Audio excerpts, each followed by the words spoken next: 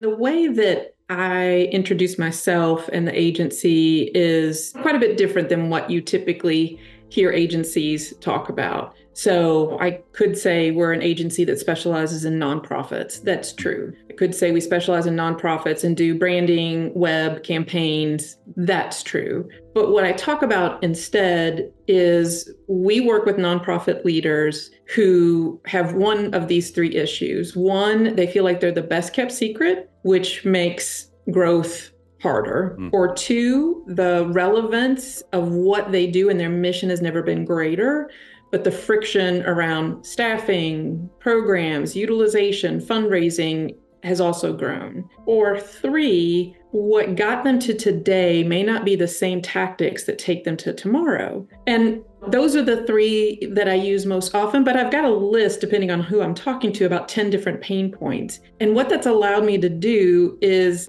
I'll then follow that up with, I don't know if those are any of the pain points that you feel, or are they? And I can tell when they're nodding their head like, oh, best kept secret. Oh my gosh, how did you know? And so over that time, the one that has really resonated is what got us to today won't be what takes us to tomorrow. And yet we don't know where to start or what to change. And so again, by kind of pressure testing, what are the common pain points?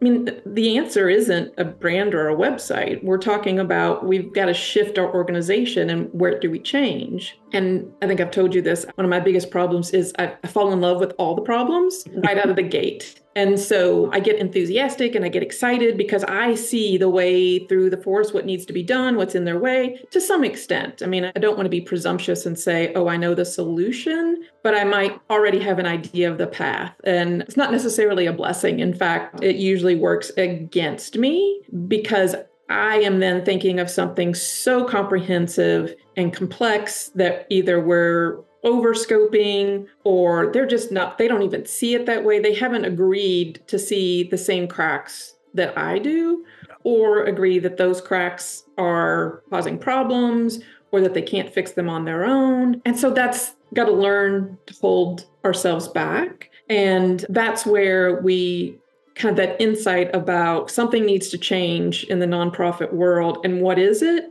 And what's the one thing that could make everything else a little easier?